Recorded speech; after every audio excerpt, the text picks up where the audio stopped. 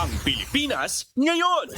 Narito na ang pinakamainit na mga balita na nakalap sa bawat sulok ng bansa. Ihahatid sa bawat Pilipino saan man kayo sa mundo. Ang Pilipinas ngayon! Pakinggan ang bawat kaganapan sa bawat lalawigan. Ito ang Pilipinas ngayon!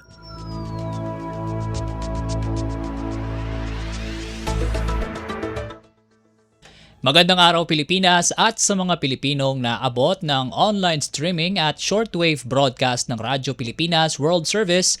Ito po ang programang Ang Pilipinas Ngayon. Ako po si Win Peñano. Ngayon pong araw amin pong ihatid sa inyo ang mga may init na balita sa bansa, gayon na rin ang mga balita sa probinsya, pagnenegosyo at sports. Kapalob din po sa ating programa maya-maya ang panayam sa Department of Agriculture patungkol po sa rekomendasyong i-extend o palawigin itong 50 pesos per kilo na maximum suggested retail price sa mga imported na 5% broken rice. Makakapanayam din natin ang Philippine Air Force o PAF na nagdiriwang ngayon ng kanilang ika-79 na anibersaryo ng kanilang pagkakatatag. Gaya po ng aking nabanggit sa pamamagitan ng pakikipagtulungan ng Presidential Broadcast Service, Bureau of Broadcast Services sa United States Agency for Global Media o USAGM, napakikinggan po ang ating programa sa shortwave sa pamamagitan po ng ating mga shortwave frequency na 9.920 MHz, 12.120 MHz at 15.190 MHz. Bukod po riyan, kami inyo rin pong napakikinggan sa mga streaming platform na PBS Receiver App, official Facebook page ng Radyo Pilipinas World Service, maging sa aming official YouTube channel. Mga kababayan, simulan na nating pasadahan ang mga balita sa araw na ito. Mga kaganapan sa Kamaynilaan at mga kalapit na lalawigan dito sa Ang Pilipinas Ngayon!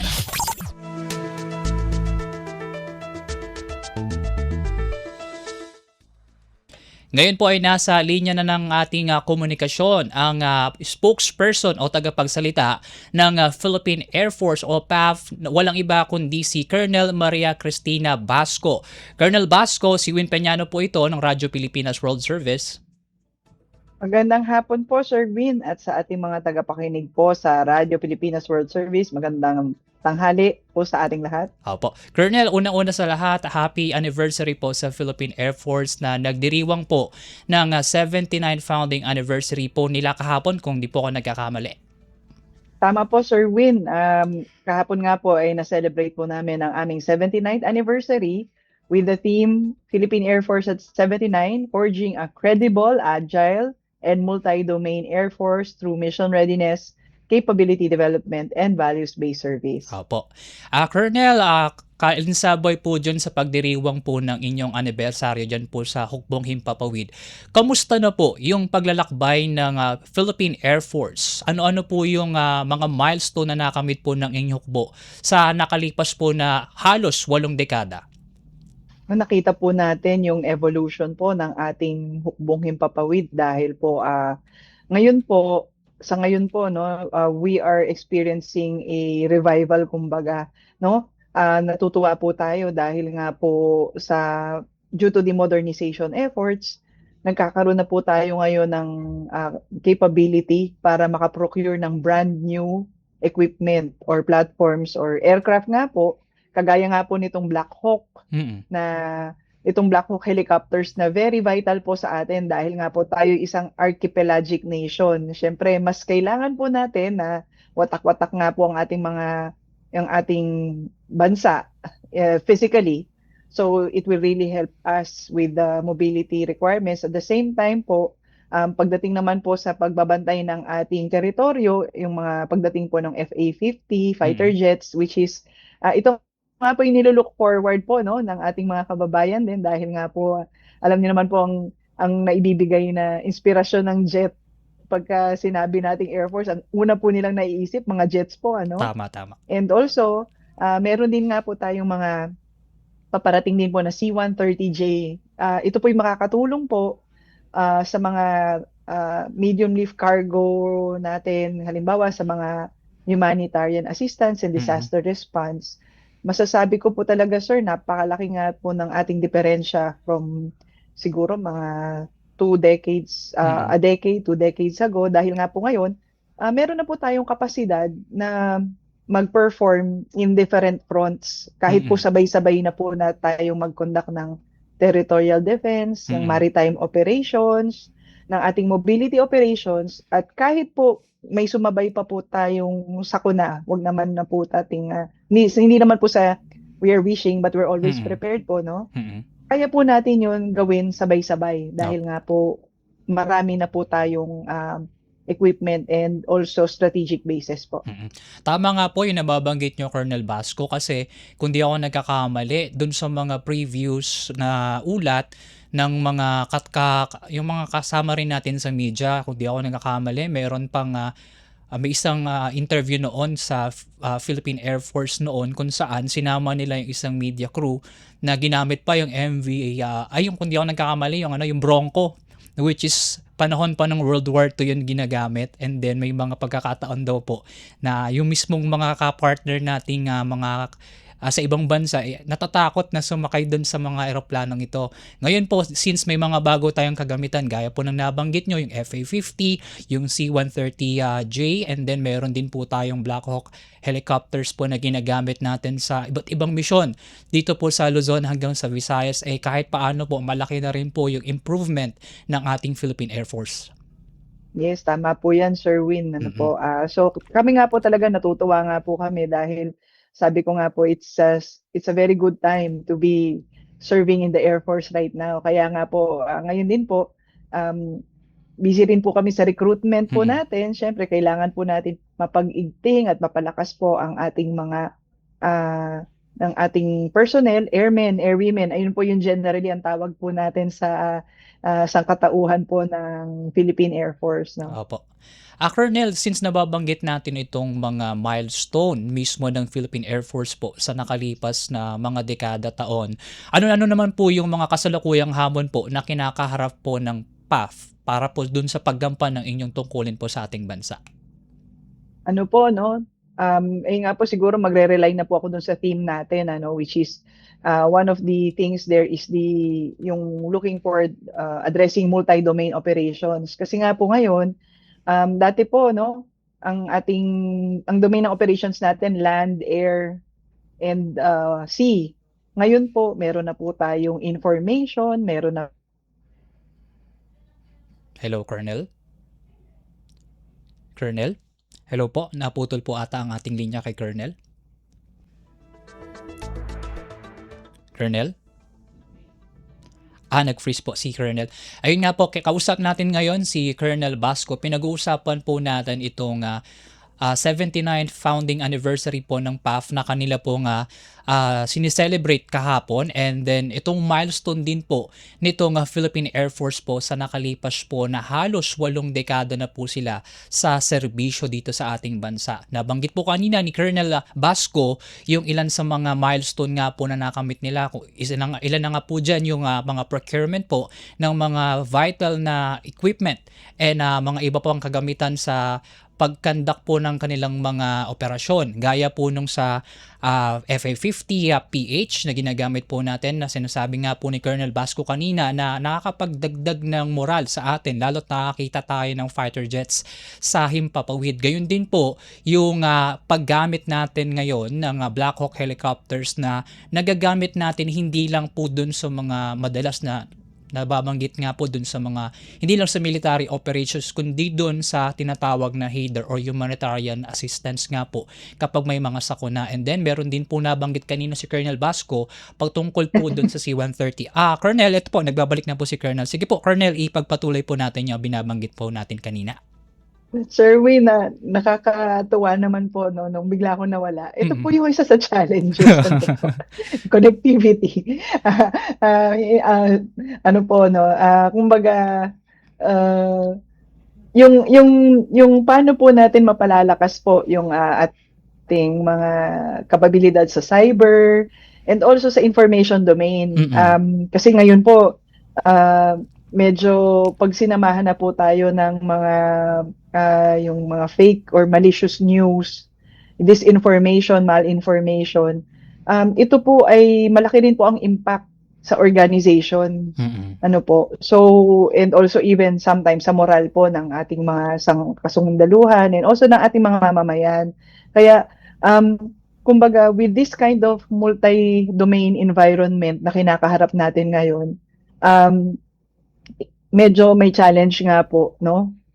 So, ayun po yung what we're trying also to balance right now para po, kumbaga, wala po tayong mabitawan na domain at to ensure po na yung pag-a-address po natin ng pagdedepensa, not just the air component, but lahat po itong aspect na to is also part of the consideration, sir. Opo. Colonel, nabanggit nyo po kanina yung mga upgrade at mga milestone po na nakamit ng PAF gaya po ng procurement nitong FA-50, nitong pagdating ng C-130 cargo planes, and at the same time ito pong paggagamit natin po ngayon ng Black Hawk helicopters nga po dito sa mga operasyon natin sa iba't ibang bahagi po ng ating bansa. Bali, Colonel, ano-ano pa po ba yung mga inaasahan nating upgrade bukod po dito sa mga nabanggit natin? Para dito sa mga inaasahan po nating upgrade ng PAF sa mga darating po na taon. Meron pa po tayong paparating din po na Super Tucano, tsaka po yung Bell helicopters aside from that po, no. And I believe meron din pong sa radars. Sa radars natin kasi nga po it's also very important din po for the 360-degree defense of our territory. So, ayun po yung mga other platforms na we're also expecting. At syempre, pinapalakas din po natin yung kakayanan and facilities ng ating mga forward operating bases. Kagaya nga po nung meron na po tayong forward operating base sa Pag-asa Island na mas na-improve po natin siya, no? So, it's yung ganong pag-address po ng mga ganong areas po would help us para po dun sa total defense po ng ating territory. Apo. Colonel, ito masingit ko na lang since nababanggit natin tong mga bagong equipment natin tsaka bagong kagamitan po ng PAF. Meron na po ba tayong balita patungkol po dun sa multi-role fighter jet po ng Philippine Air Force?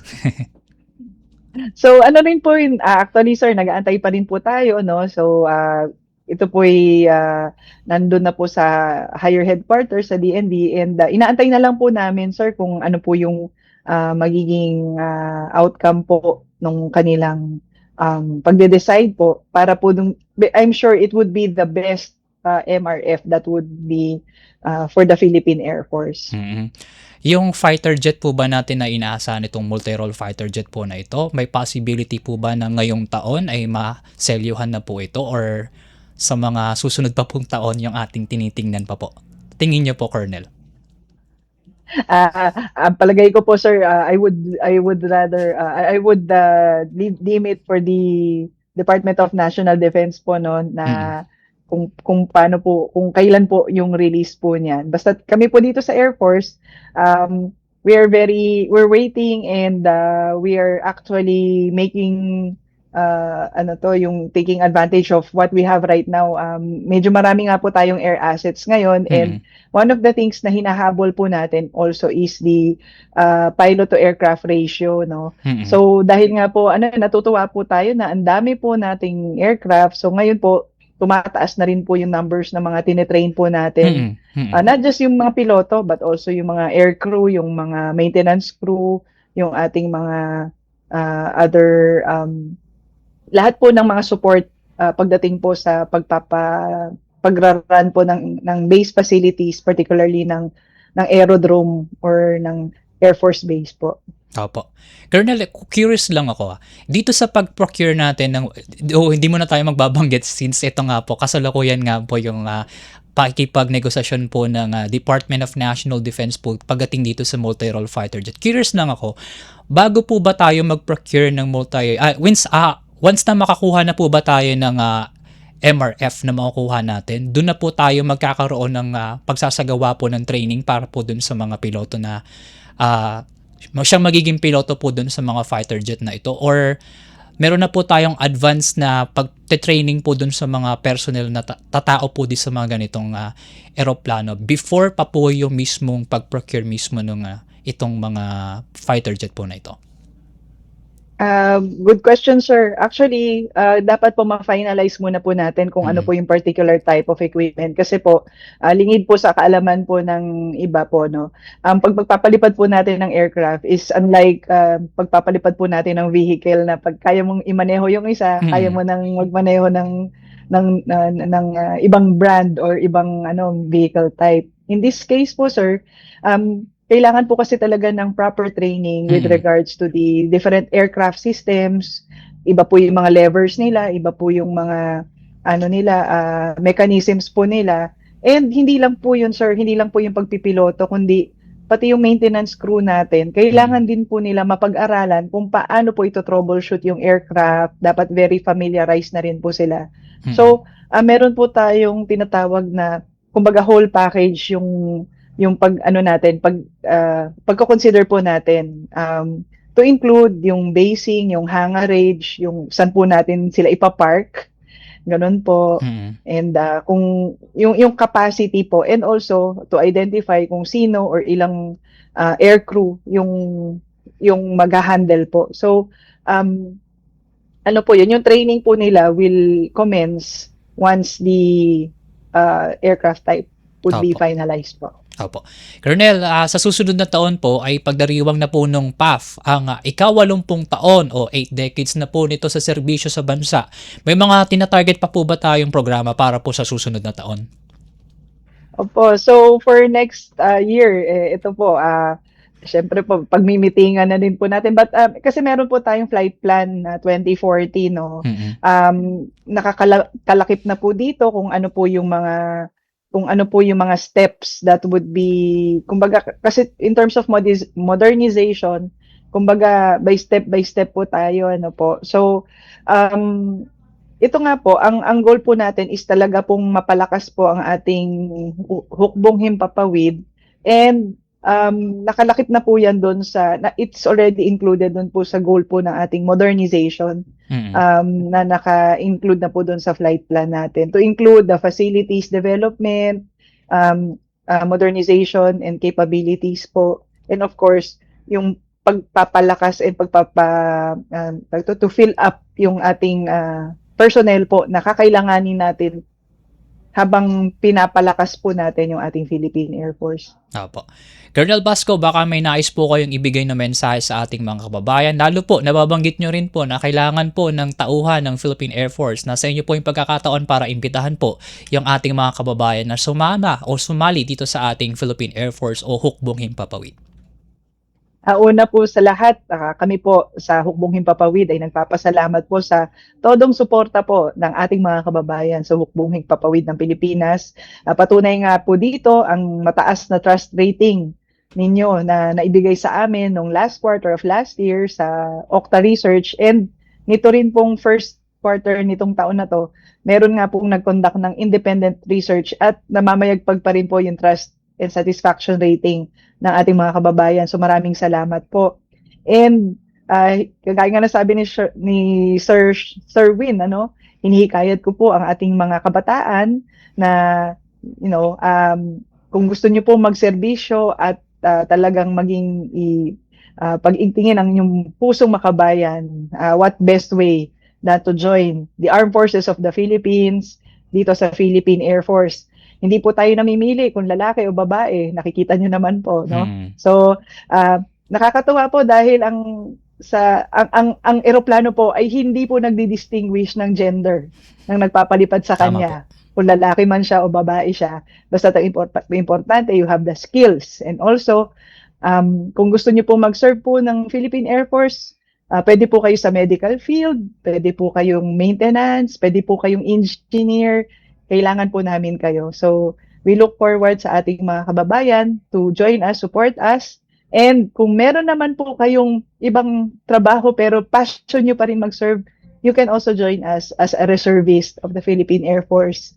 So, ayun po, para pong mapalakas po ang ating sandatahang lakas, and also mas ma-encourage ang mga kababayan po natin na makatulong po and to be part of this noble service po. Opo. Colonel Basco, maraming salamat po sa napahiram niyo pong oras sa amin ngayong araw. Pagbati po sa ating mga kasamahan po dyan sa Philippine Air Force, nais po namin iparating ang aming pagbati po ng maligayang anibersaryo po sa inyong hukbo. Maraming salamat po, Sir Win, at maraming salamat po sa ating mga kababayan. Opo. Yan po ang ating naging panayam kay Colonel Maria Cristina Basco, ang tagapagsalita po ng Philippine Air Force o PAF.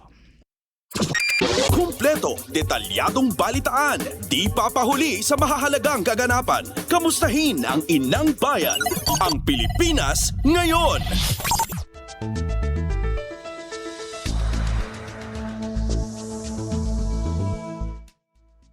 Samantala sa pagpapatuloy ng ating balitaan, inaasahang maglalatag ng pundasyon para sa isang plan of action ang pulong ni Pangulong Ferdinand R. Marcos Jr.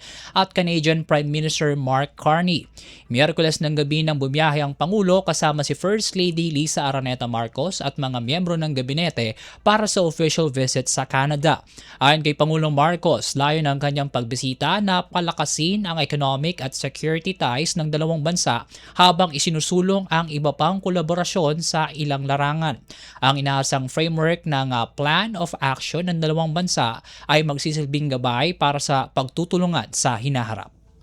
I expect the discussions to lay the broad strokes of a plan of action, which I will ask the Secretary of Foreign Affairs to craft with her counterpart. This plan of action will shape the next phase of our bilateral relations and ensure the sustained and dynamic growth of our partnership in the years to come. Pangulong Ferdinand R. Marcos Jr. Pasada ng mga balita mula sa Pilipinas para sa mga Pilipino saan man sa mundo. Ang Pilipinas ngayon.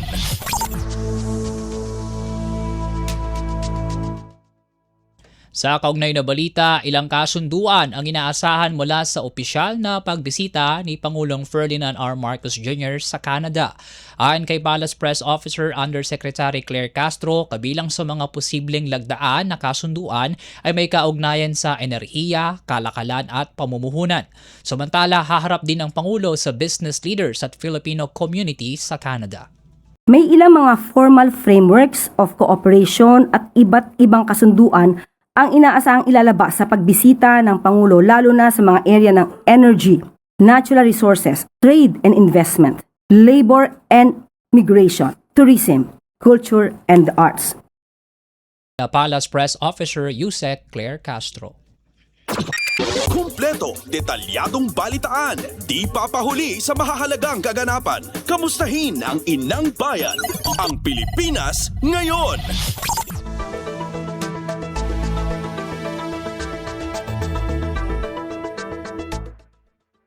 Sa iba pang balita, buo at matibay ang suporta ng bansang Belgium para sa tuluyan ng maisapinal at ganap na maimplementa ang Free Trade Agreement o FTA sa pagitan ng Pilipinas at European Union.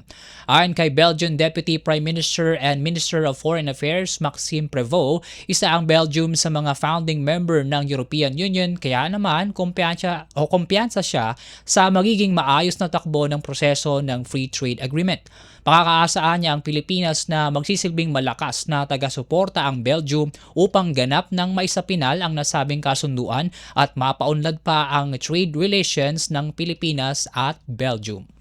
Belgium supports the negotiations towards a free trade agreement between the European Union and the Philippines.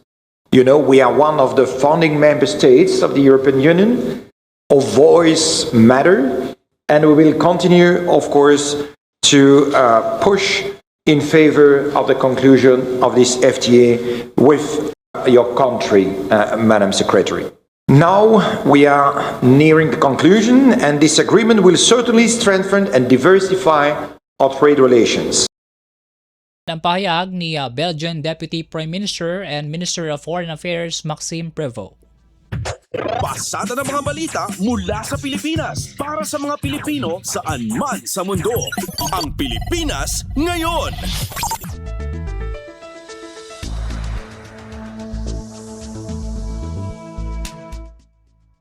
Samantala, muling tiniyak ng bansang Belgium ang matibay nitong suporta sa pagpapairal ng rules-based order sa West Philippine Sea at sa pagsuporta nito sa Pilipinas sa mga ipinaglalaban nito. Ayon kay Belgian Deputy Prime Minister and Minister of Foreign Affairs Maxime Prevot, nananatiling committed ang Belgium sa pagtalima sa United Nations on Convention of the Law of the Sea o UNCLOS upang isulong ang kapayapaan sa rehiyon. Simboliko rin para sa Belgium ang reaffirmation ng commitment nito dahil sa nalalapit ng ika-10 anibersaryo ng 2016 Arbitral Award sa darating na Hulyo 12. As global challenges become increasingly interconnected, stronger partnership between Europe and Asia are more important than ever.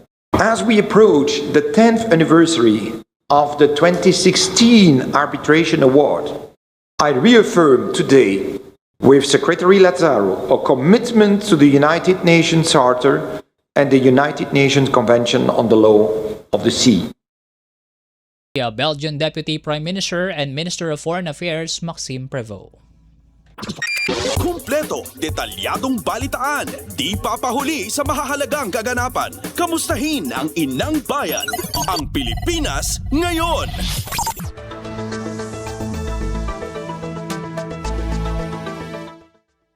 Sa iba pang balita, naninindigan si Defense Secretary Gilberto Teodoro Jr. na hindi niya babawiin ang kanyang mga pahayag laban sa China, partikular sa ginagawang panggigipit at harassment ng Beijing sa puwersa ng Pilipinas sa West Philippine Sea. Ito ay sa gitna ng mga kritisismo at aksyon ng China laban sa kalihim. Ani Teodoro, taong bayan na mismo ang dapat humusga kung maniniwala pa ba sila sa mga pahayag ng China, lalo't nakabase lamang sa katotohanan ang kanyang mga inilalabas na pahayag. Dagdag pa ng kalihim na hindi ang taong bayan ng China ang kalaban ng bansa sa West Philippine Sea, kundi ang Communist Party of China at ang gobyerno nito na patuloy na inaagaw ang teritoryo ng bansa at bumabaliktad ng istorya.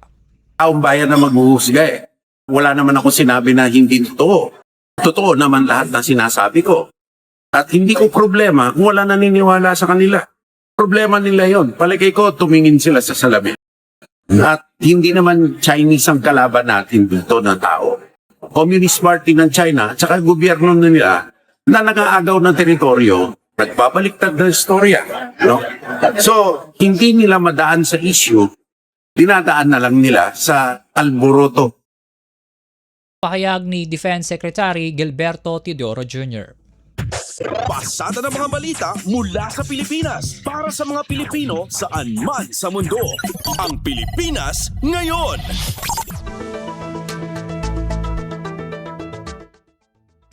Samantala, Department of National Defense Secretary Gilberto Teodoro Jr. hinamon ang susunod na Chief of Staff ng Armed Forces of the Philippines na dapat mahigitan ang tagumpay sa pamumuno ni General Romeo Brawner Jr.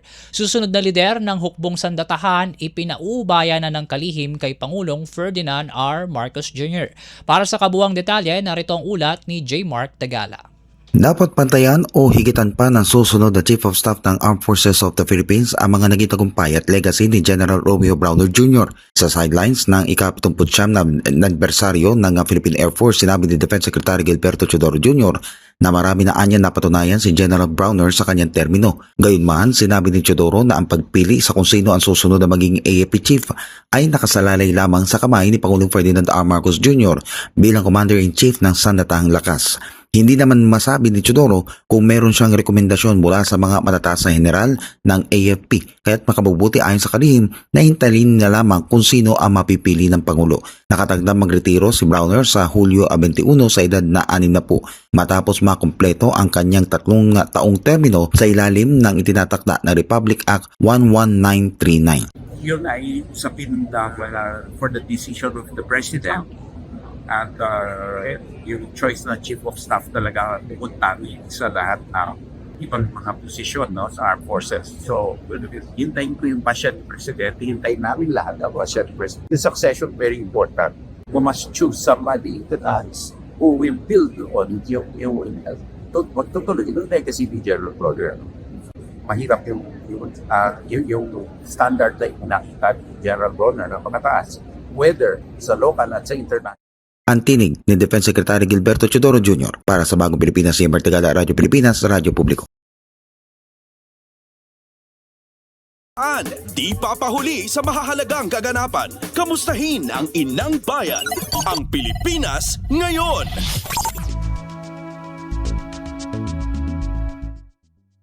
Bago po tayo sa pagpapatuloy ng ating balitaan, dakuan muna natin yung nabanggit natin kaninang interview po para po kay Department of Agriculture spokesperson, Assistant Secretary Arnel de Mesa. Asek de Mesa, magandang araw po. Si Win Peñano po ito ng Radyo Pilipinas World Service.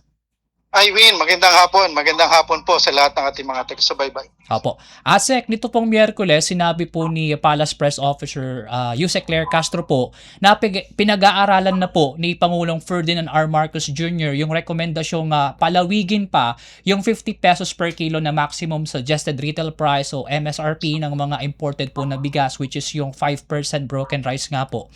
Ang rekomendasyon po nung ginawa ng National Price Coordinating Council kung saan kabilang po rito yung Department of Agriculture. Ano po yung nakita ng konseho para irekomenda po itong extension na ito?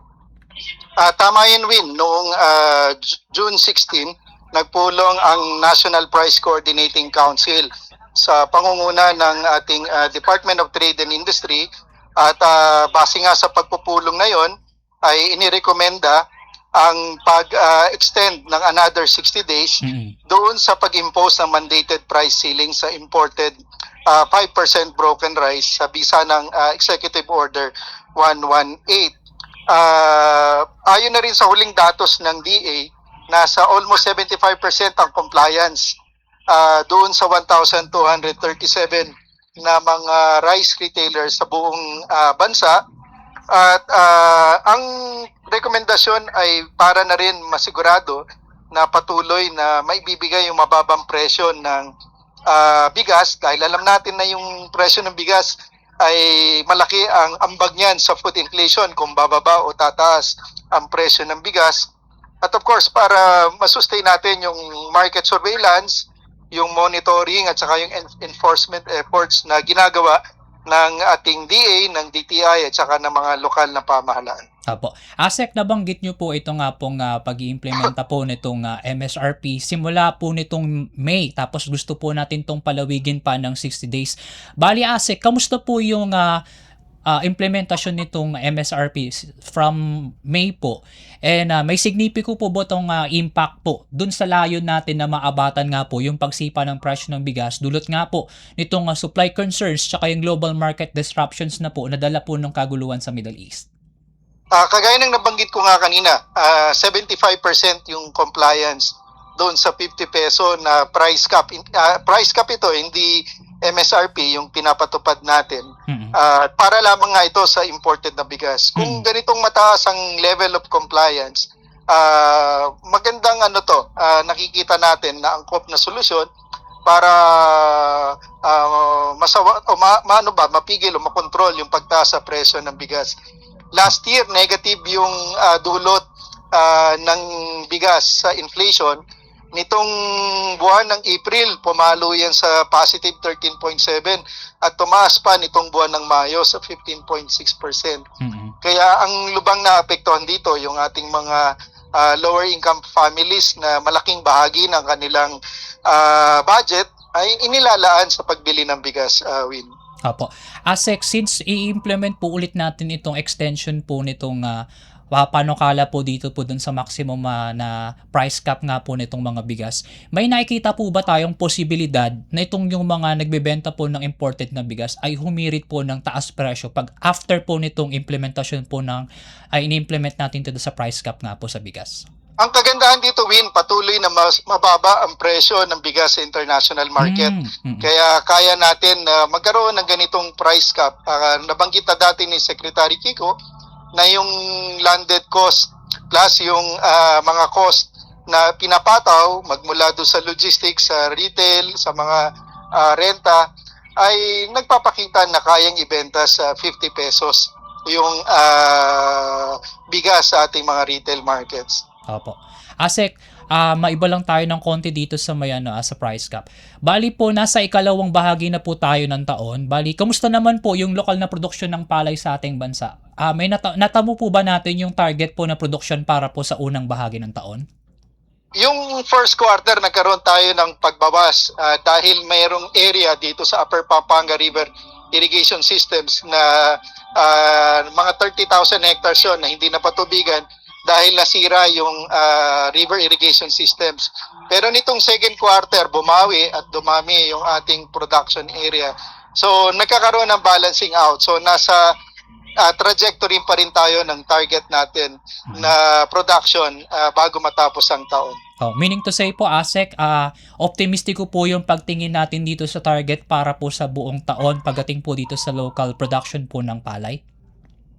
Challenge sa atin, of course, itong looming El Nino Yan nga. plus yung pagtaas ng transport cost dahil sa naging problema natin sa gitnang silangan na nagdulot ng pagtaas ng presyo ng fertilizer. Pero ngayon naman ay unti-unti na uling bumababa at sana magpatuloy at umabot doon sa pre-war level. Nasa mga 1,500 hanggang 2,000.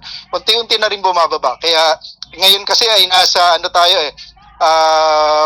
tawag dito, nagtatanim na para sa wet season na cropping cycle. Apo. Matanong ko lang, ASEC, medyo curious lang ako dito. Since nabanggit nyo nga po, nagtatanim na tayo para po sa next cycle nga po nitong cropping season. Kailan po ba yung target na pag-aani po nitong mga produktong ito? Yung para sa wet season, wet cropping season natin, magsisimula ang harvest niya mga September. Tatagal yan, mag-peak hanggang October. Merong tatawid pa hanggang November. In preparation naman para sa darating na dry season na posibleng maapektuhan nga ng El Nino. Yan yung ating cropping cycle. Opo. At the same time, so ASEC, nagbibigay din po ba tayo ng mga tulong? Like po yung mga bagong variety po ng mga palay para po maka-adapt po sa possible na epekto nitong El Nino? Tama yan, Win. Patuloy yung pagbibigay natin ng mga angkop na binhi, lalo na yung mga drought-tolerant varieties pag panahon ng El Nino at flood-tolerant varieties naman pag meron tayong mga pagbaha. At of course, yung ating mga pataba, yung ating makinarya, at yung iba pang mga interventions na binibigay nating kagawaran, patuloy na ipinamamahagi yan sa ating mga magsasaka, lalo na sa mga magsasaka ng palay. Opo. ASEC, Arnel, baka may nais po kayong mensahe sa ating mga kababayan, lalo po sa ating mga kapatid po na magsasaka na may inaasahan nga pong El Nino pagdating po nitong November, which is yung peak nga po nitong El Nino mismo. At the same time, yung mga inaasahan din po nating malalakas na bagyo dahil nga rin po daw sa epekto nitong El Nino. Nasa inyo po yung pagkakataon, ASEC, Arnel.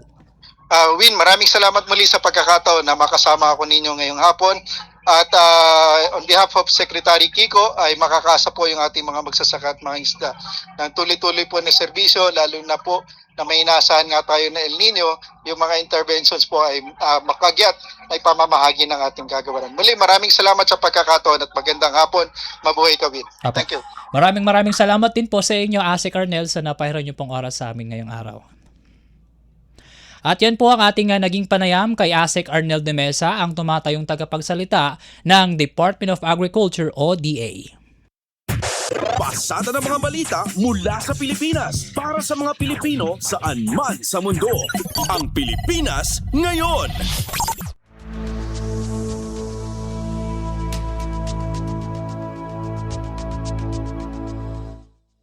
Sa pagpapatuloy ng ating balitaan, kinumpirma ng Philippine National Police o PNP na posible pa ring maharap sa kaso ang mga organizer ng rally ng Iglesia ni Cristo o INC sa kabila ng pagkuha nila ng permit para sa ikalawang araw ng aktibidad sa EDSA. Ayon kay PNP Acting Spokesperson Police Colonel Allen Reyco, iimbestigahan pa rin ng mga otoridad ang isinagawang lightning rally noong Martes, Hunyo 30. Ayon kay Co, bukod sa kawalan ng permit, nagdulot din ng matinding perwisyo sa mga motorista at commuter ang pagharang ng mga sasakyan ng INC sa bahagi ng EDSA. Ipinaliwanag ni Co na mas inuna ng PNP ang pagpapanatili ng kaayusan sa trapiko at peace and order sa pamamagitan ng pagpapatupad ng maximum tolerance. Now, all of this will be covered by the investigation to be done after the fact dito po sa ano. And if evidence warrants or if it's warranted, it might be seen na baka po magkaroon ng pagpa-file ng kaso. Yan ang pahayag ni PNP Acting Spokesperson Police Colonel Allen Reyco. Kumpleto, detalyadong balitaan, di papahuli sa mahahalagang kaganapan. Kamustahin ang inang bayan, ang Pilipinas ngayon.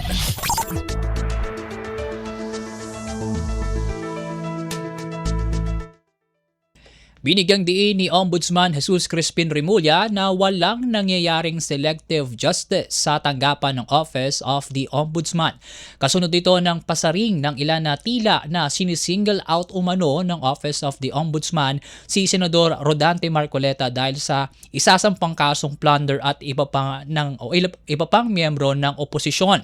Ayon kay Remulla, nananatiling patas ang Ombudsman at sinabi nitong wala silang sasantuhin, maliit man o malaking personalidad, basta't sila'y lumabag sa batas at gumawa ng kasalanan ay siguradong mananagot sila sa batas. Wala rin anyang makapipigil sa mga isinasagawang investigasyon at pagsasampa ng kaso ng Office of the Ombudsman. Freedom of expression nila yan, pero it's the wrong premise. There's no selective justice in this country when it comes to the ombudsman. Nothing has changed. We will file. Yan ang tinig ni Ombudsman Jesus Crispin Remulla. Kumpleto, detalyadong balitaan, di papahuli sa mahahalagang kaganapan. Kamustahin ang inang bayan, ang Pilipinas ngayon.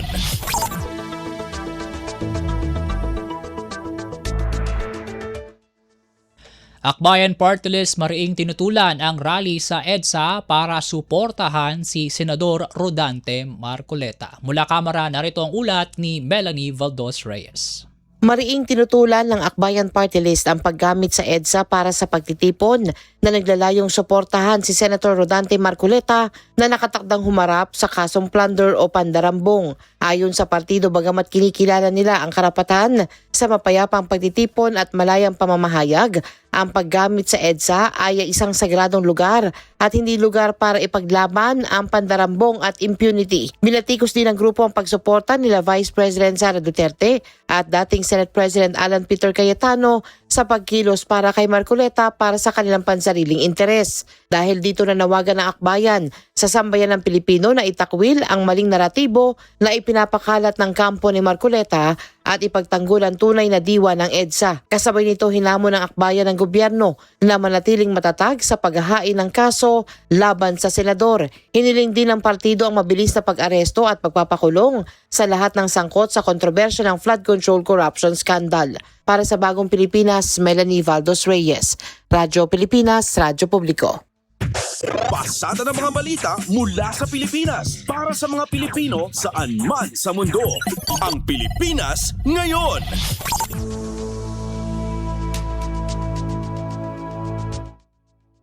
Inaasahan na ng House Prosecution Panel na maghahain ang kampo ni Vice President Sara Duterte ng mga procedural at technical arguments sa pagsisimula ng impeachment trial.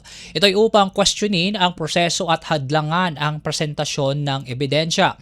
Sa kabila nito, iginiit ni House Prosecution Legal Spokesperson Attorney Benjamin Tolosa Jr. na handa ang prosecution panel na sagutin ang anumang argumento ng depensa para matuloy ang paglilitis at maiharap sa impeachment court ang kanilang mga ebidensya.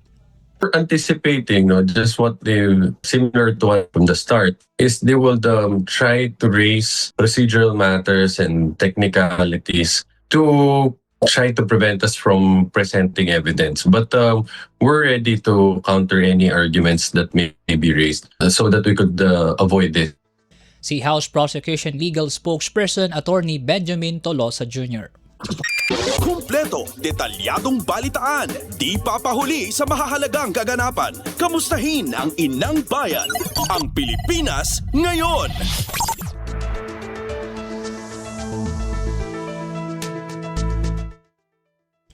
Samantala, isiniwalat ni Senate Committee on Women, Children, Family Relations and Gender Equality Chairperson Senadora Risa Hontiveros na posibleng may kaugnayan sa online extremist group na 764 ang nangyaring pamamaril sa isang paaralan sa Tacloban City. Sa pagdinig ng Senado, ibinahagi ni Hontiveros na base sa reports ng independent investigators, nakita ang Facebook profile na nasabing gawa ng isa sa mga suspect sa shooting na si alias Nash.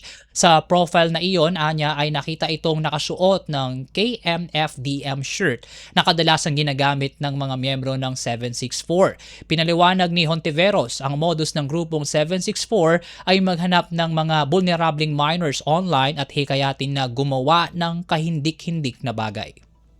May mga indikasyon po na ang naganap na pamamaril sa Tacloban ay may impluwensya ng grupong tinatawag na 764. Ang modus ng grupong ito, maghanap ng mga vulnerableng minors online at hikayatin na gumawa ng kahindik-hindik na bagay. Kinakaibigan muna, binibigyan ng sense of belonging, pinaparamdam na may lugar sila, at saka unti-unting hinihikayat sa mas madilim at mas mapanganib na gawain. Senate Committee on Women, Children, Family Relations and Gender Equality Chairperson Senadora Risa Hontiveros. Pasada ng mga balita mula sa Pilipinas para sa mga Pilipino saan man sa mundo. Ang Pilipinas ngayon.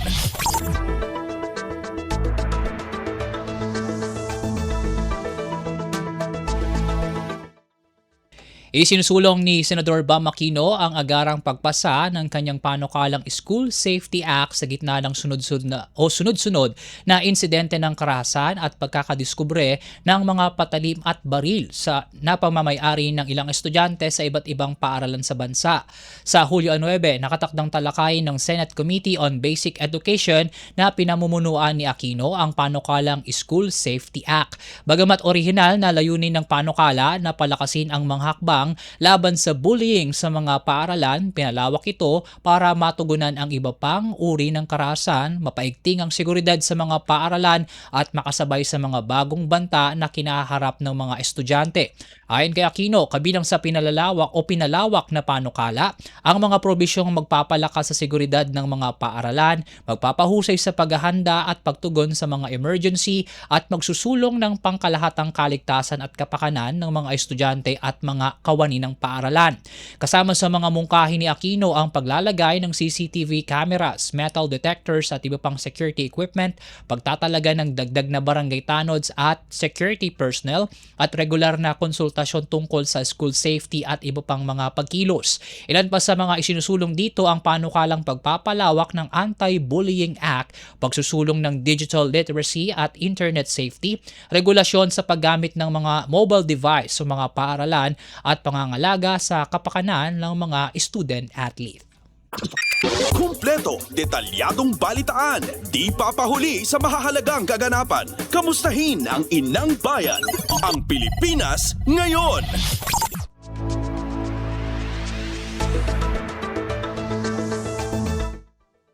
Pinalawak ng Bureau of Internal Revenue o BIR sa buong bansa ang programang Oplan Kandado para sa mga pisikal o tradisyonal na negosyo maging sa mga online business na hindi sumusunod sa tamang pagbabayad ng buwis.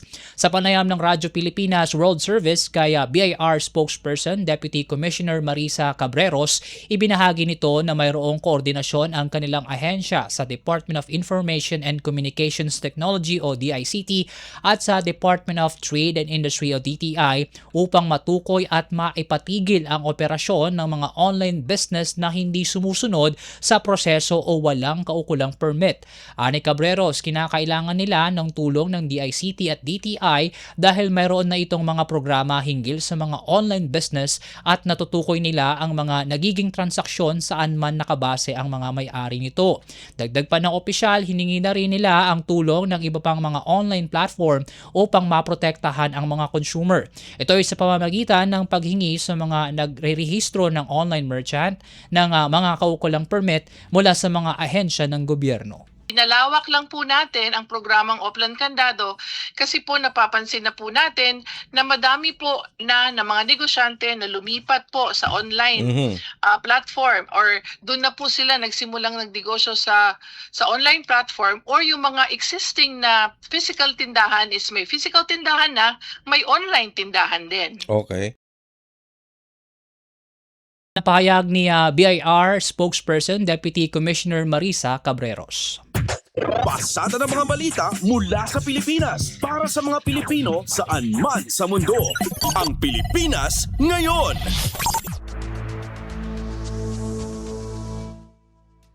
At yan po mga pangunahing balita sa ating bansa. Samantala sa pagbabalik po ng Ang Pilipinas Ngayon, papasadahan naman natin ng mga ulat sa probinsya sa pamamagitan ng ating mga kapatid na himpilan mula Luzon hanggang Mindanao. Paliwanag mo sa tao na hindi totoo yan. Dahil ang totoo, yung totoo ang dapat ninyong malaman. Nagkalat sa internet ang fake news o mali at fake news. Tinatakot niyo yung tao. What they are doing is creating panic. We say no. Yung pagkalat ng fake news. And some of it's dangerous. Sana iwasan po natin pagsispread ng fake news. At di magpapakalat ng disinformation at misinformation ang kasulukuyang administrasyon. Stop telling us fake news because you're wrong. Para sa totoo at mapagkakatiwala ang mga balita at impormasyon, Radyo Pilipinas. Balita mula sa lalawigan sa bawat rehiyon ng ating bayan. Dito sa Ang Pilipinas Ngayon.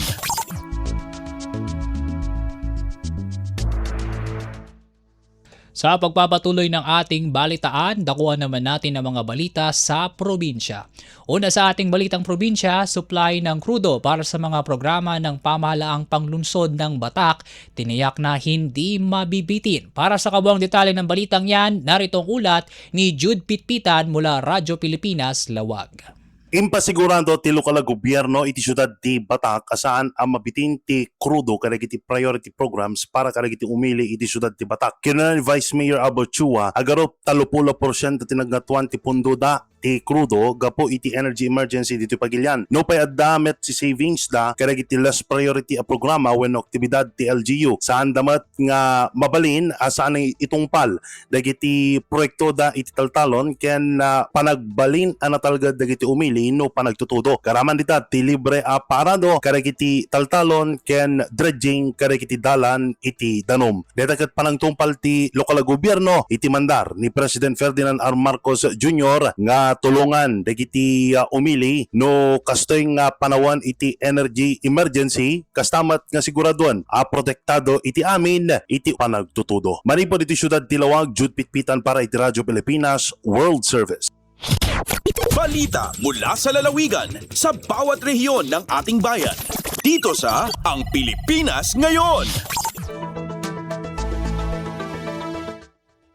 Salamat Jude. Samantala, balita naman sa La Union. Mga kagamitan para sa panahon ng kalamidad, maagang ipinamahagi ng pamahalaang panlalawigan ng La Union. Ang balitang yan, iatid sa atin ni Glenda Sarak ng Radyo Pilipinas Agoo.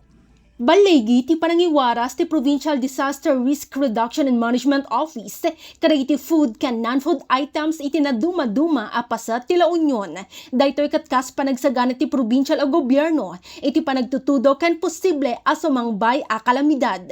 Iti panangidaulo ni Special Assistant to the Governor Mark Christopher Ortega na iwaras dagito at tulong kadagiti ili ditoy La Union tapno mapapartak ti panagtignay no adda ti mapasamak a kalamidad. Nagbalinday ito a posible, baban iti suporta ni Governor Mario Eduardo Ortega, a personal a nakipasat iti panakaiwaras dagiti kagawaan iti ili ditoy La Union. Sigon kini Governor Mario, napatag ti kinasapa ti panagsagana, tapno masigurado ti panakasalak ni titunggal maysa iti panawan ti kalamidad. Manipod Agoo La Union, Glenda Bakungan Sarak para iti Radyo Pilipinas World Service. Balita mula sa lalawigan sa bawat rehiyon ng ating bayan. Dito sa Ang Pilipinas Ngayon. Salamat Glenda mula Luzon. Baba naman tayo sa Kabisayaan. Humigit 2,500 senior citizen sa lungsod na Borongan nakatanggap ng 6,000 pisong halaga ng social pension mula sa pamahalaan. Ang kabuang ulat hatid ni Sok Aberia ng Radyo Pilipinas Borongan. Maabot in 2,579 nga ihapin senior citizen sa siyudad ng Borongan ang gindulanin 6,000 pesos nga social pension tikang ang gobyerno nasyonal ang gindumara nga payout naglaway ng adlaw. Ang nasabi nga kantidad ng social pension parang siyakan nga duhang quarter han tuig 2026 ang mga senior citizen nga beneficiaryo ang social pension for indigent senior citizens program ng gobyerno nasyonal. Gindubaran LG Borongan ang nasabi nga payout ipinagyan pagbinuligay ang City Treasurer's Office, City Social Welfare and Development Office ug ang presidente ang mga Barangay Senior Citizens Association sa syudad han Borongan. Agud mas maging madagmit ang pagduhol ang nasabi nga kalungganayan ngadto hintutungdan nga senior citizen ang DSWD Regional Field Office 8 ug ang LG Borongan in sumluding kasabutan agud ang lokal nga pamunuanan magdistribuer hini nga ayuda pinansyal. Para sa Bagong Pilipinas, Kaberia, Radyo Pilipinas, Radyo Publiko, Borongan. Balita mula sa lalawigan sa bawat rehiyon ng ating bayan. Dito sa Ang Pilipinas Ngayon. Salamat Sok mula Samar. Kambyo naman tayo sa Leyte. Office of Civil Defense Eastern Visayas nagsagawa ng Emergency Operations Center Training. Ang kabuang ulat hatid ni Ruel Bugnos ng Radyo Pilipinas, Sogod. Gipahigayon sa Office of Civil Defense Eastern Visayas ang usa ka Emergency Operations Center Training gikan natong Hunyo 29 hangtod Hulyo 1 tuig 2026 dito sa Tierra de Milagros sa lungsod sa Palolete. Kabahin kini alang sa 2026 Annual Plans and Budget Activities nga nagtinguha sa pagpalig-on sa kaandam ug abilidad sa mga disaster response personnel sa rehiyon ug sa mga lokal nga kagamhanan. May bisita sa mga training si Acting Regional Director Erwin Lamzon arong ipadangat ang iyang suporta.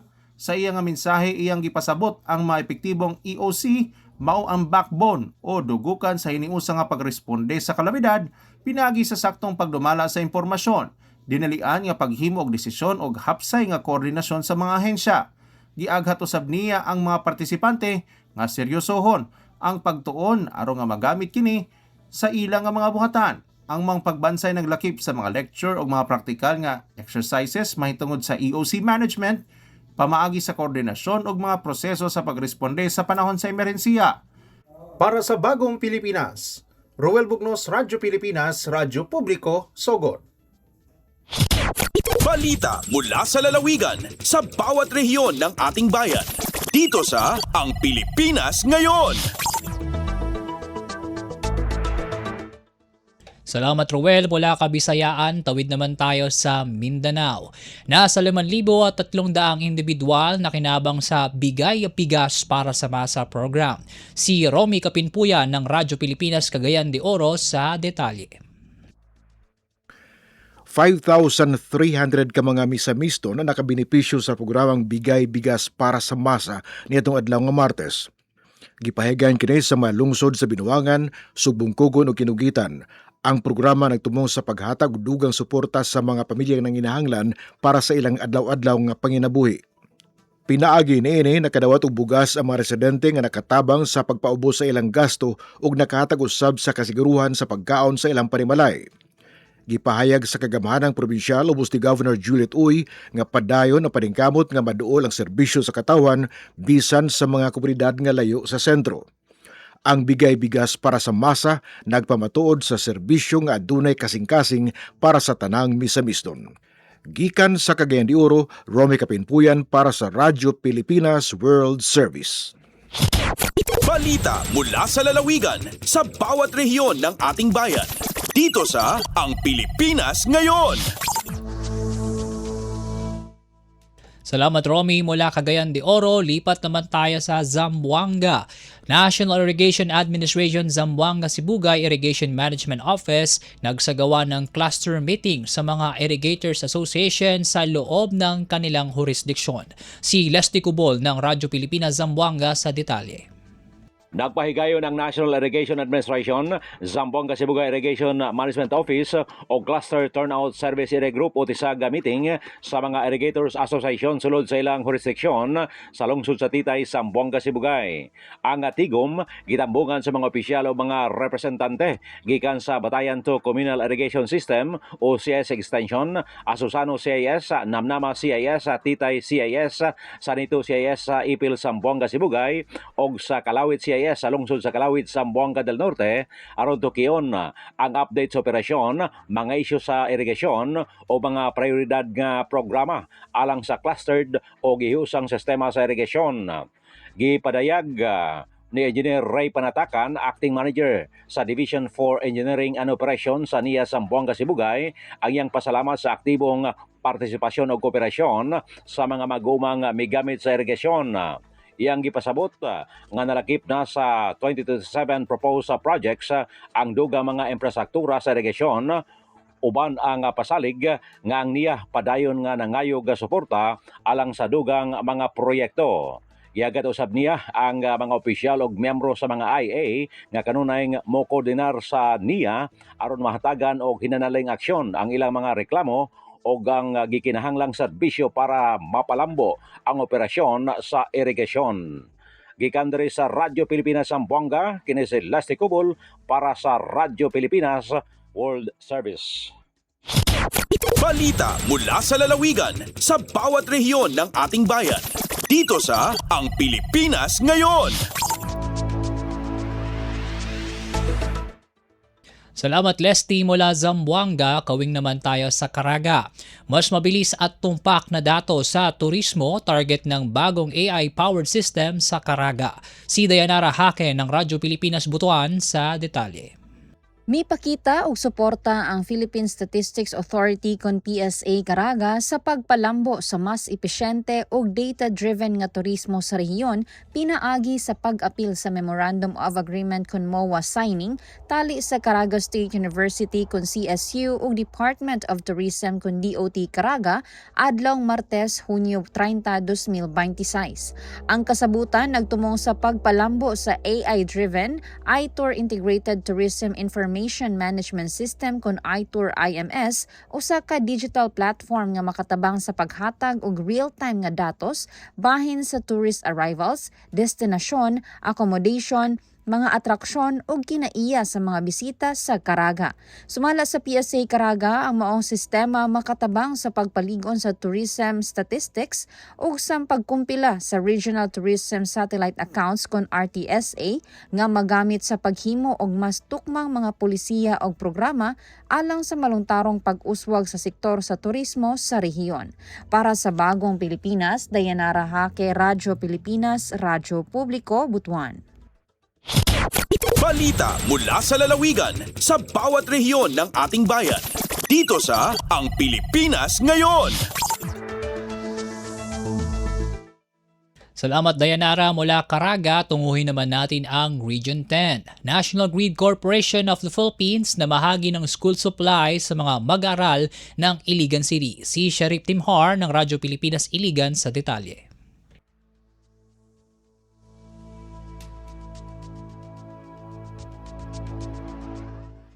Mihatag ang National Grid Corporation of the Philippines kon NGCP og kapin 200 ka school kit ngadto sa mga tinun-an sa Santa Filomena Central School sa Iligan City, ubos sa gamit ni Bulilit kon GNB program. Gilang kubad sa maong school kit ang backpack nga adunay crayons, lapis, tumbler, raincoat, coloring book ug napulo ka mga notebook nga adunay nakaprint nga pahinumdom kabahin sa kaluwasan duol sa mga transmission line. Matud ni NGCP Government Relations and Regional Affairs Senior Officer Beth Ladaga, dekada nang nag-apod-apod ang agency og school supplies apan bag-o lang kini gihinganlan og gamit ni Bulilit aron mas makatutok sa panginhanglan sa mga tinun-an sa grade 1 taman sa grade 3. Tumong sa maong programa ang pagtabang sa mga tinun-an, ilabi na sa mga komunidad nga labing nanginahanglan pinaagi sa paghatag og mga batakang gamit sa tunghaan. Giloman sab nga maminusan ang gastuhon sa mga pamilya aron magamit pa nila ang ilang budget alang sa uban pang batakang panginahanglan sama sa pagkaon. Gikan sa Radyo Pilipinas Iligan, kini Sheriff Timhar alang sa Radyo Pilipinas World Service.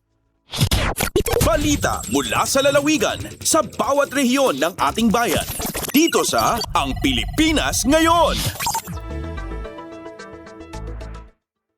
At yan po mga pangunahing balita sa ating mga kapatid na himpilan sa iba't ibang dako ng bansa. Samantala, mula Balitang Probinsya, tunguhin naman natin ang mga may init na balita sa larangan ng pagnegosyo at kalakalan na ihatid sa atin ni Steph Vicente.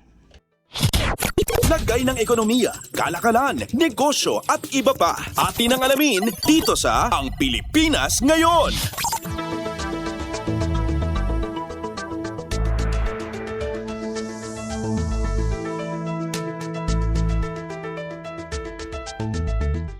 Magandang araw, narito na po ang ating segmentong Balitang Negosyo at Kalakalan. Bumaba ng 0.8% ang foreign currency denominated loans na ipinagkaloob ng mga bangko sa unang quarter ng taon. Yan ay ayon mismo sa Bangko Sentral ng Pilipinas o BSP. Mula sa 15.56 billion US dollars noong huling bahagi ng taong 2025, umabot na lamang ito sa 15.44 billion US dollars at mas mababa rin ng 2.2% kumpara sa kaparehong panahon noong nakaraang taon. Ang mga pautang na ito na kilala bilang FCDU loans ay ginagamit upang suportahan ang mga aktibidad na nangangailangan ng dolyar tulad ng importasyon at operasyon ng mga exporter at iba pang negosyo. Mahigit 67% ng kabuuang pautang ay napunta sa mga borrower na nakabase sa Pilipinas kabilang mga exporter, transport at logistics companies at power generation firms. Karamihan sa mga loan na ito ay pangmatagalan habang sa parehong panahon, mas mataas ang kabuuang bayad na utang kaysa sa bagong inilabas na pautang. Samantala, bahagyang tumaas ng 1% ang foreign currency deposit liabilities ng mga bangko na umabot na sa 60.76 billion US dollars. Lagay ng ekonomiya, kalakalan, negosyo at iba pa. Atin ang alamin dito sa Ang Pilipinas Ngayon. Sa iba pang mga ulat, mahigit 1,600 agrarian reform beneficiaries o ARBs mula sa Samar at Northern Samar ang nabigyan ng panibagong pag-asa matapos ipamahagi ng Department of Agrarian Reform ang mga titulo at lupa at burahin ang kabuuang 64.24 million pesos na utang sa ginanap na seremonya sa Samar State University. Kabilang sa ipinagkaloob ang 147 titles na sumasaklaw sa mahigit 233 hectares ng lupa para sa 75 benepisyaryo bilang pagkilala sa kanilang ganap na pagmamay-ari at karapatang maglinang. Ipinamahagi rin ang mahigit 2,200 certificates of condonation with release of mortgage na nakinabang ang 1,663 ARBs at sumasaklaw sa halos 4,000 ektarya ng lupa. Ayon sa DAR, ang pagbura sa utang sa amortisasyon ay magbibigay daan upang higit na makapag-focus ang mga magsasaka sa paglago ng kanilang sakahan at pagtustos sa pangailangan ng kanilang pamilya. Binigyang diin ni DAR Regional Director Robert Anthony Yu na ang mga dokumentong ito ay sumisimbolo sa seguridad, oportunidad at mas matatag na kinabukasan para sa mga benepisyaryo. Ipinakita rin sa okasyon ang pagtutulungan ng pamahalaan at mga lokal na lider upang patuloy na maisulong ang reformang agraryo at pag-unlad sa kanayunan. Lagay ng ekonomiya, kalakalan, negosyo at iba pa. Atin ang alamin dito sa Ang Pilipinas Ngayon. Samantala, may kabuuang 251 proyektong nagkakahalaga ng 3.10 trillion pesos ang nakapila para isakatuparan sa bansa sa ilalim ng ugnayan ng pamahalaan at pribadong sektor ayon sa Public-Private Partnership o PPP Center. Sa bilang na ito, 165 projects na may halagang 2.97 trillion pesos ang pangunahan ng pambansang pamahalaan habang ang natitirang mga proyekto na nagkakahalaga ng 127.58 billion pesos ay ipatutupad ng mga lokal na pamahalaan. Nangunguna pa rin ang sektor ng riles ng tren sa may pinakamalaking bahagi ng pamumuhunan na umaabot sa 2.30 trillion pesos. Kasunod ito ang sektor ng aviation na may 1.20 trillion pesos at mga proyektong kalsada na may halagang 942.5 billion pesos. Karamihan sa mga proyektong ito ay nakatuon sa National Capital Region, Central Luzon at Calabar Zone. Samantala, umaabot na sa 288 projects na nagkakahalaga ng 3.58 trillion pesos ang kasalukuyang ipinatutupad kung saan 184 dito ay pinangangasiwaan ng pambansang pamahalaan at 104 naman ng mga lokal na pamahalaan. lagay ng ekonomiya, kalakalan, negosyo at iba pa. Atin ang alamin dito sa Ang Pilipinas Ngayon. At sa pagtatapos ng ating segmento, narito na ang palitan ng salapi ngayong araw, Hulyo 2, 2026. Ang US dollar ay nasa 61 pesos and 61 centavos habang nanatili sa 38 centavos ang Japanese yen. Ang Singaporean dollar ay nasa 47 pesos and 57 centavos habang nanatili naman sa 4 centavos ang South Korean won. Nasa 9 pesos and 8 centavos naman ang Chinese yuan habang ang Hong Kong dollar ay katumbas naman ng 7 pesos and 85 centavos. Nasa 81 pesos and 80 centavos naman ang British pound habang nasa 70 pesos and 12 centavos naman ang euro. Ang Canadian dollar ay nagkakahalaga ng 43 pesos and 35 centavos habang ang Saudi Arabian rial naman ay nasa 16 pesos and 41 centavos. Lagay ng ekonomiya, kalakalan, negosyo at iba pa. Atin ang alamin dito sa Ang Pilipinas Ngayon. At dito na po nagtatapos ang ating segmentong Balitang Negosyo at Kalakalan para sa araw na ito. Ako po ang inyong lingkod, Steph Vicente, para sa Radyo Pilipinas World Service. Didiretso na tayo sa ating segmentong Balitang Sports na ihahatid sa atin ng ating kasamang si Leo Magpayo. Updates at pinakahuling mga usapin sa mundo ng palakasan. Atin ang pakinggan dito sa Ang Pilipinas Ngayon.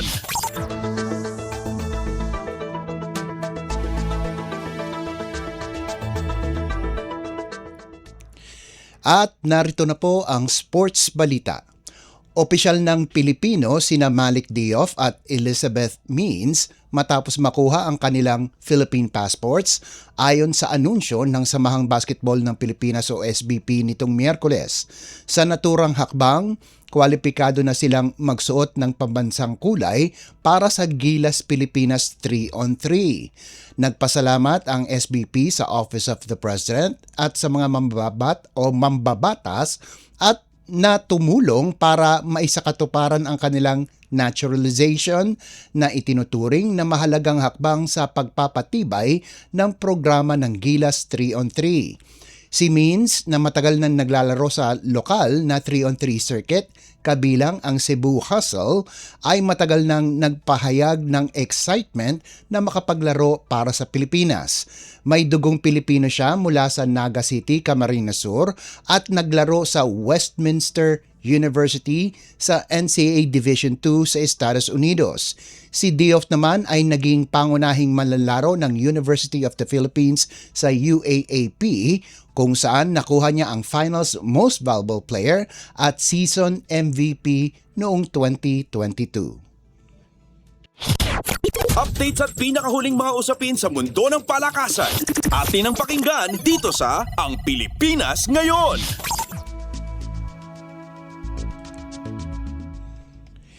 Matagumpay na sinimulan ng Alas Pilipinas Girls ang kanilang kampanya sa 2026 AVC Girls Under-18 Championship matapos talunin ang Iran sa 4 na set, 25-19, 19-25, 25-23 at 25-18. Pinangunahan ni Sis Raiko ang opensa ng Pilipinas sa kanilang unang panalo sa Pool C.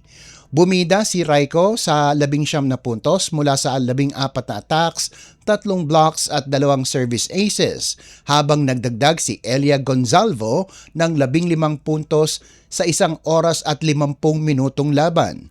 Ayon sa coaching staff, inaasahan nilang magiging matibay ang Iran lalo't tinalo nito ang Pilipinas sa semifinals ng Asian Youth Games sa Bahrain.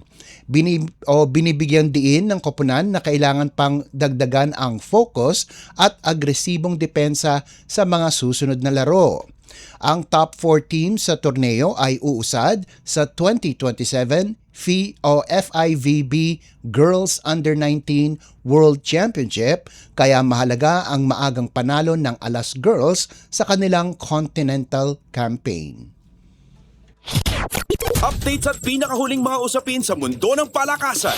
Atin ang pakinggan dito sa Ang Pilipinas Ngayon.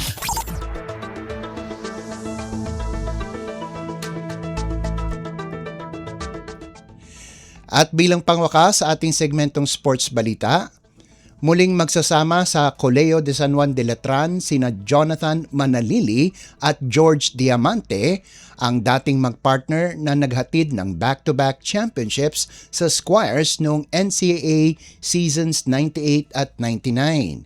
Inaasahang magiging isang mahalagang piraso si Diamante sa redemption campaign ng Knights sa season 102 at hindi maitago ni Manalili ang tuwa sa kanilang reunion. Matapos maantala ang kanyang collegiate debut dahil sa academic concerns, nakabalik na si Diamante sa programa. Ngunit para kay Manalili, ibang hamon na ang college level kumpara sa high school, kaya patuloy niyang inaakay ang dating kakampi na mag-mature at mag-adjust sa mas mabigat na kompetisyon. Sa PhilOil Preseason Cup, nagpapakita na ng magandang forma si Diamante na may averages na 5.6 points, 5.1 rebounds, 1.4 assists at 1.1 steals sa 7 laro. Para kay Manalili, mahalaga ang unti-unting pagbalik ng kumpiyansa ng versatile forward, lalo't malaking tulong ito sa kampanya ng Letran. Habang papalapit ang quarterfinal assignment ng Knights sa PhilOil, umaasa ang koponan na muling sisiklab ang chemistry nina Manalili at Diamante, ang tambalang minsang nagdomina sa high school scene at ngayon ay handang magbigay ng bagong sigla sa Letran sa season 102. Updates at pinakahuling mga usapin sa mundo ng palakasan. Atin ang pakinggan dito sa Ang Pilipinas Ngayon.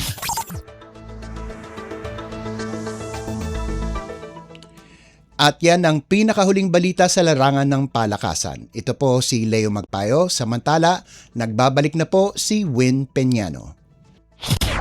Updates at pinakahuling mga usapin sa mundo ng palakasan. Atin ang pakinggan dito sa Ang Pilipinas Ngayon.